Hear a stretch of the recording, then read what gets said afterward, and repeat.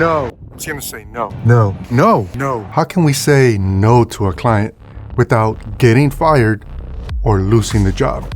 That's what we're going to cover in today's video. Seriously, you're not about to click away, are you? Good, because you're going to want to stick around for this one. So this is how I say no to clients without getting fired or losing the job. I want to give a big shout out to all of the channel members. You guys are rock stars. And a big thank you to today's sponsor, Soundstripe. And if this is your first time here, welcome. Let's dive in. How to say no to clients without losing the job. It takes confidence to say no to a client. You have to believe in yourself and your capabilities. It is really, really important that you know and you understand that what you bring to the table, what you bring to that project, adds value to your clients. And if you're bringing value to your clients, you deserve to get paid. So let's go through a handful of scenarios where you should be saying no to a client, and I'll share with you how I would handle it. So let's build up a scenario. This scenario, the client invites you to bid on a project for a video that is going to live on the homepage of their website. And the business objective of that video is to help with recruiting efforts. So once the introduction happens and the objective is defined, the client asks, would you be able to show us a concept video that shows us what we want before we hire you? How would you respond to that? So this is how I would handle it. Mr. Client, this sounds like an incredible project and a great opportunity. And by the time that we're done, I believe you will not only stand out amongst your competitors, but you're going to give candidates a reason why they should come and work for you.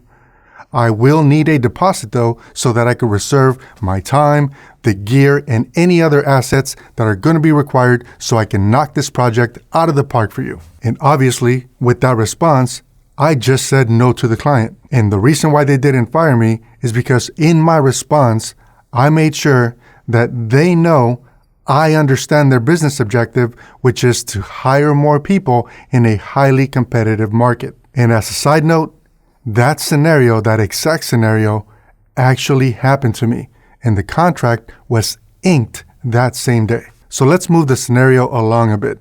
After that discovery call, the next thing to do is to submit some sort of proposal or treatment to the client that includes that budget, like how much you're going to charge. So in that case, the client might come back and say, hey, can you do this for less? I don't really want to go on a rant about this, but that kind of question really gets under my skin for many reasons. Think about it this way. If you need to go fuel up your vehicle, or you need to go to the grocery store and buy milk and eggs, you don't have the ability to ask the petrol station or the grocery store if you can get those items for less money.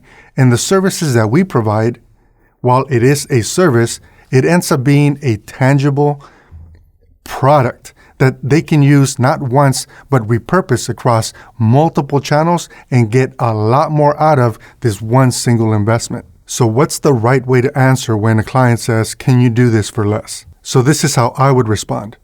I completely understand because budgets are important. Everyone has a budget, and sticking to a budget allows businesses to stay healthy. So understanding that you have a budget and that is a priority for you, let's do this. Why don't you give me a starting number of whatever that budget should be? And what we'll do is we'll back into a deliverable that makes sense for that number.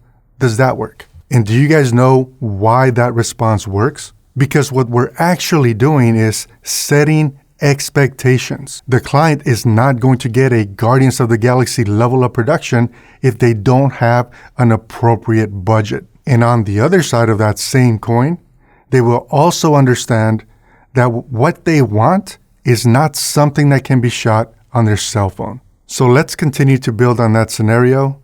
And the client might ask, can you do this for free? We'll give you permission to use this project in your portfolio. Free work is a much, much bigger topic, and we're going to leave that for a different video. So this is how I would respond to, can I do it for free? Mr. Client, that is incredibly generous of you to give us the opportunity to use this project in our portfolio. As a small business owner myself, I understand the value behind employees and having quality people on your team. I know that we're going to be able to execute this project and make sure that it is done in a way that drives results for your business, which really means it will more than pay for itself beyond this initial investment. As a side note, in case you all don't know, recruiting is a huge cost center for most businesses. Keeping an employee and keeping an employee happy actually costs less money than recruiting for a new employee that may or may not work out. So what do we do next when the client comes back with, everyone is excited about this new video for our homepage, and while we didn't talk about it in our initial concept, we didn't realize that it would be a good idea to add a little bit, maybe 30, 40 seconds to that video that covers the company history. Would you be able to do that for us? So here's what I'll say to you. Beware of scope creep. And before I tell you how I would respond, let me tell you a little bit about today's sponsor, Soundstripe. Soundstripe is a music, sound effects, and video licensing platform that allow you to use anything in their library on any kind of project. It doesn't matter if it's for the web, a wedding film, a broadcast commercial, or a corporate training video. No matter the project, you're covered, and it's a perpetual license for that project, so you don't have to worry about renewing that license every year. You also don't have to worry about what happens when and if you choose to end your subscription. If you're watching this video, I know you could benefit from a Soundstripe subscription. Visit soundstripe.com for more information, and if you feel like being awesome, use promo code CarlosQ00 at checkout and get an extra 15% off. Thank you, Soundstripe, for sponsoring this video, and thank all of you for supporting this channel. Now back to the video. Beware of scope creep. This is how I would respond. Yes, absolutely. I'll just be sure to add the extra man hours, gear, and equipment cost to your final invoice. Will that work? In those scenarios, it is really important that you get some sort of acknowledgement from the client that makes them understand that you are going outside of your original agreement. The larger the company, the more important this becomes, because larger companies or agencies use this thing called a PO system, purchase order system, with a hard number, which really means they cannot spend more than whatever is on that specific PO. And generally speaking, getting that PO adjusted or amended to add additional budget is a process. And depending on the client, that process could really mean extending when you get paid by multiple months. So keep that in mind. So let's continue to build that client scenario, and I'm sure you've heard this at least once. Can we get unlimited revisions? I personally really like this question because it allows me to position my response in a way that allows me to try to get that budget to grow or expand. In other words, bring in more money to the company. So this is how I would respond. Yes, of course you can. My quote includes 2 rounds of revisions. Once those 2 rounds of revisions are completed, we're just going to switch you over to our hourly billing. So we have just covered 5 ways that I would say no to a client in a way that does not make them upset, doesn't get them mad, I don't lose the project, or flat out get completely fired. So I'm sure you've noticed a trend, right? With every response, I said no, but I kept it positive. The technique of saying no in a positive way is actually a sales tactic, and it's called overcoming objections. Think about these things. You know your clients best. You know what motivates your clients. You know what types of excuses or delays happen because of obstacles that they have to overcome. So internalize this and take a moment to figure out what reasons they might run into to actually say no to you or not go with you, and then come up with a way of responding, even if you have to write it down so that you can formulate your thoughts in an organized way.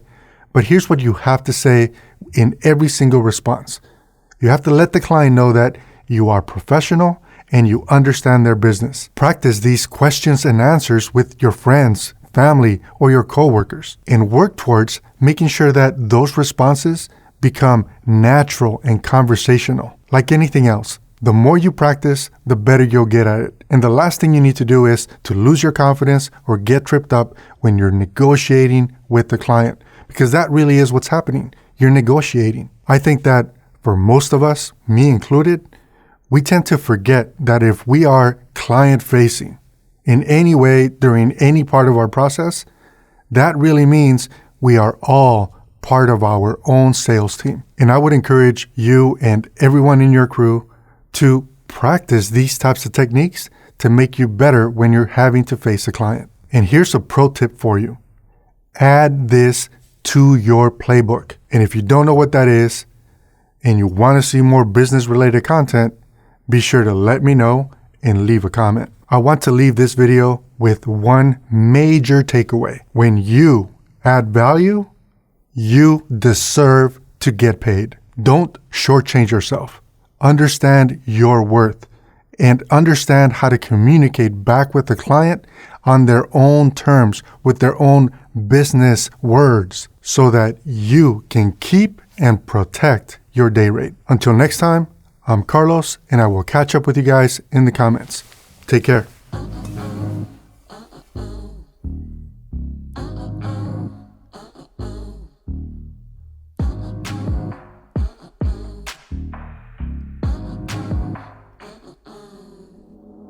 Ain't nobody can touch my vision. Do it if I have to crawl.